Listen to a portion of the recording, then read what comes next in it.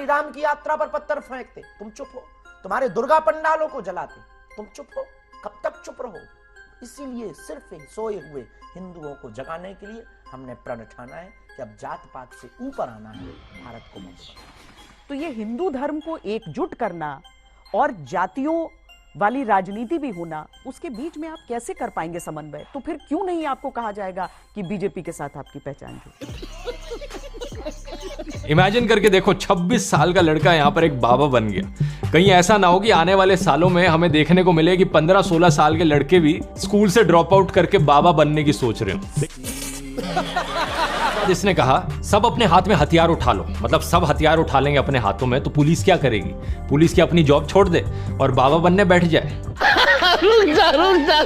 तो दोस्तों, जैसा कि आप समझ गए होंगे कि आज के वीडियो किस टॉपिक पर है, और धीरेन्द्र शास्त्री का कहना है कि गाय का गोबर और मूत्र पीने से कैंसर ठीक होता है। फिर ध्रुव राठी ने बताया कि सरकार क्या कर रही है, क्यों हॉस्पिटलों में टाइम वेस्ट किया जा रहा है, क्यों ना बाबाओं से कोर्स सीखा जाए। तो दोस्तों, इस पर आप लोगों का क्या विचार है, आप कमेंट बॉक्स में जरूर देंगे। हमेशा तो चर्चा में आप रहते हैं, लेकिन कुछ दिनों से ऐसा मुझे लग रहा है जैसे थोड़ा लो प्रोफाइल आप हो गए कुछ। कभी कभी शेर अगर 4 कदम पीछे हो जाए तो आप डरा हुआ मत समझिए, लंबी छलांग मारने के लिए वो पीछे भी जाता है। तो अरमाई जंगल में गई रही या कि शेरे तोहरा घरे आई? हमें भारत को बचाना है, भारत को जलने से बचाना है, भारत को बांग्लादेश होने से अगर बचाना है, भारत को कोलकाता होने से अगर बचाना है, उसका ये एक ही उपाय है, हम सब जुड़ मिल करके रहेंगे, जात पात से ऊपर उठेंगे। आपको लग रहा है कि भारत में स्थिति इतनी बुरी है? आपको लग रहा है कि ऐसी स्थिति है कि अब आपको बांग्लादेश की तरह बनने से बचाना है? शाबाश! योगी आदित्यनाथ जब ये कहते हैं कि बटेंगे तो कटेंगे, जिसके इर्द गिर्द खूब राजनीति हो जाती है, और आप उस सुर में अगर बोलते हैं तो आपको कांग्रेस नेता कहते हैं कि ये तो बीजेपी की लिखाई हुई स्क्रिप्ट बोल रहे हैं। अरे बाप रे, ये तो धोती खोल रहा है।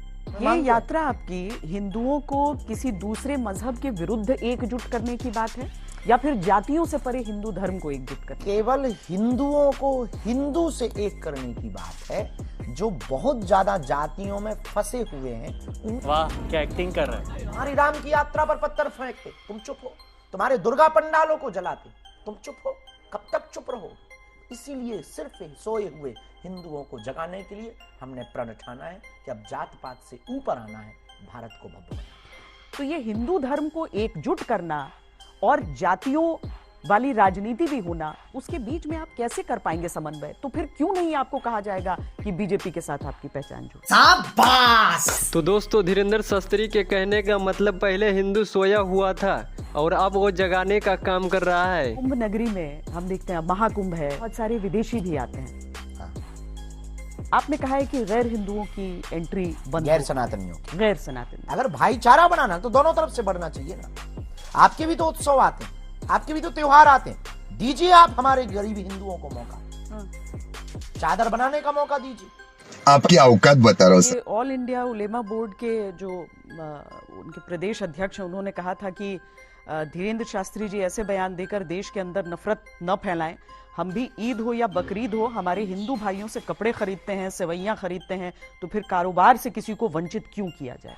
ये बड़ी अच्छी बात कही आप। इससे सिद्ध होता है कि तुम्हारे अंदर ही बीमारी है, वो भी सेकुलरिज्म की। पर सेक्युलरिज्म को 2 नज़र से भी तो देखा जा सकता है। एक उस हिसाब से जैसे शायद फ्रांस जैसे देश जिसे देखते हो, या एक जैसे भारत जैसे देश जिसे देखते हो, यानी कि हर व्यक्ति को वो स्वतंत्रता रहे अपने धर्म के लिए, दूसरे में आप हस्तक्षेप न करें। देश में हिंदुओं को एक करके ही मानेंगे और सनातनियों को एक करके ही छोड़ेंगे। और अभी तो रुको, क्लाइमैक्स अभी बाकी है। इमेजिन करके देखो, 26 साल का लड़का यहाँ पर एक बाबा बन गया। कहीं ऐसा ना हो कि आने वाले सालों में हमें देखने को मिले कि 15-16 साल के लड़के भी स्कूल से ड्रॉप आउट करके बाबा बनने की सोच रहे हो। लेकिन इतना काफी नहीं है, इसके ऊपर थोड़ा हिंदू मुस्लिम छिड़क दो तो न्यूज वाले आज के दिन वैसे ही आपको पॉपुलर बना देंगे। लेकिन एनीवेज धीरेंद्र की बात करें तो ये पहली बार खबरों में आया अपने कम्युनल भड़काऊ भाषण की वजह से। पिछले साल अप्रैल की बात है, मध्य प्रदेश में सागर में प्रवचन चल रहा था इसका, और इसने कहा सब हिंदुओं एक हो जाओ और पत्थर फेंकने वालों के घरों पर बुलडोजर चलवाओ। निवेदन है सब हिंदू एक हो जाओ और पत्थर मारने वालों के घर पर बुलडोजर चलवाओ। बड़ा ही ऑब्वियस पॉलिटिकल रेफरेंस जो उत्तर प्रदेश में किया जा रहा है। लेकिन इसके बाद इसने कहा सब अपने हाथ में हथियार उठा लो, मतलब सब हथियार उठा लेंगे अपने हाथों में तो पुलिस क्या करेगी? पुलिस की अपनी जॉब छोड़ दे और बाबा बनने बैठ जाए।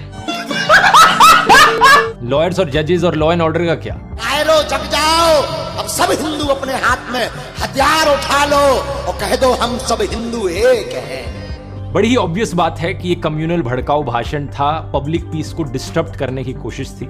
लेकिन जैसा कि हम जानते हैं हमारे देश में लॉ एंड ऑर्डर की क्या हालत है, कोई अरेस्ट नहीं किया गया। कुछ दिन बाद धीरेंद्र कहता है कि मैं बाबा नहीं ढाबा हूँ, ऐसी गलती बार बार करता रहूंगा। अब उन्हें पता ही नहीं कि हम बाबा हैं ही नहीं, हम तो ढाबा हैं।